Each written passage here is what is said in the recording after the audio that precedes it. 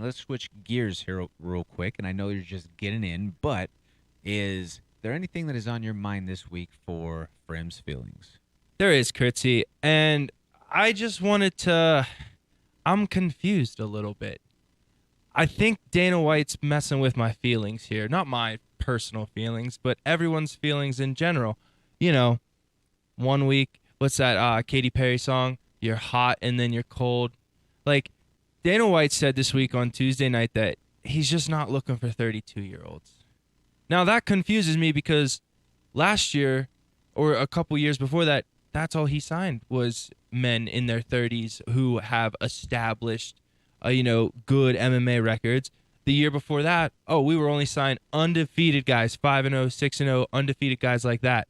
Couple weeks before. Now this season, I feel like we're looking at babies almost. We're looking at all the young kids, which is great. You want to get different demographics.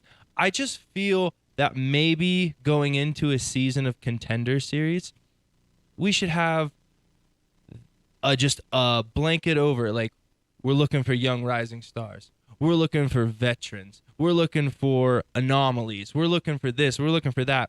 Because you never really know what you're going to get. You can go out there and you could dominate a fight. But if you're not in the demographic or a certain thing that we're looking for, sorry, take your money, get moving.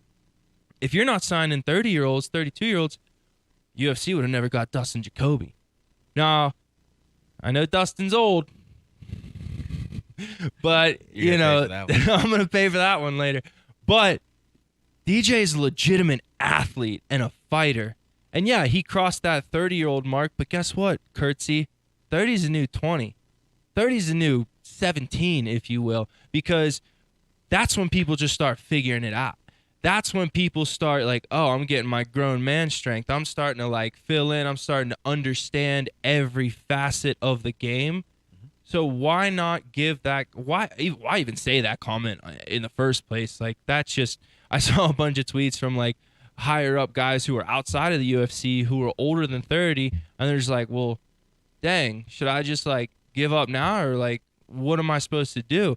Obviously there's other avenues, but if you've never made it and you want to make it and you hear the boss who's giving you your chance to make it or not say, it's not really what I'm looking for, I don't know. Fix your words, Dana. Come on. Yeah, and I mean, I agree that the overall, that's just the nature of sports the as nature a whole, of the beast, right? You yeah. know, always trying to get to that younger generation to where then too, the also, I feel like, and this is the business side of it, you can be more controlling of young kids versus some of those old vets. Danny, who have can been we through. bleep that out real quick? You can't put that on the radio.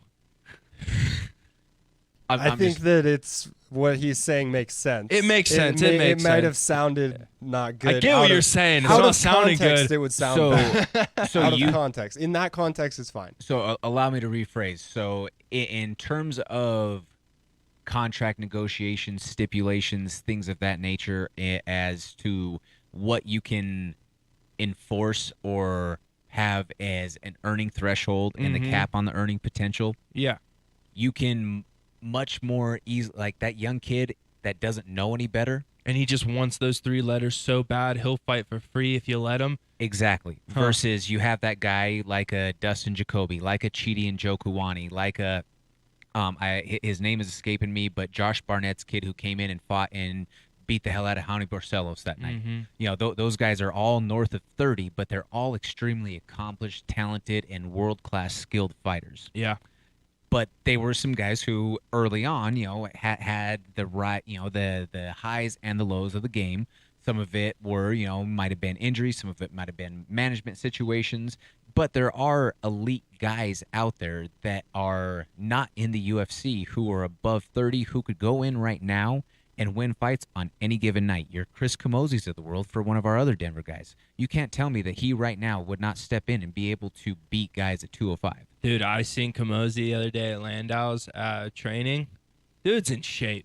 Dude's ready to go. My point exactly. I mean, that's a guy who stepped in on a week's notice at one point to fight Jacare. There's those types of guys out there who have that sort of metal to them, and it's just it's the unfortunate nature of the beast as far and that's not limited to just fighting. That's every other sport that's out there. Why do you keep on seeing younger and younger kids or less and less vets in sports like the NFL?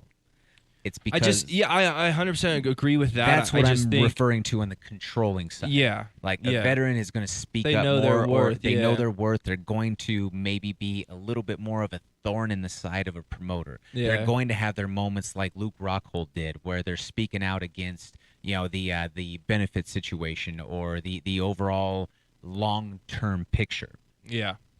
because he's had those experiences, because he's had the skin in the game, the 20 years of being a pro fight or of being a fighter and a competitive martial artist in that sense. Yeah. That kid who's 22, who is just burning through the regional scene, gets to the UFC early, he doesn't know any better yet. No.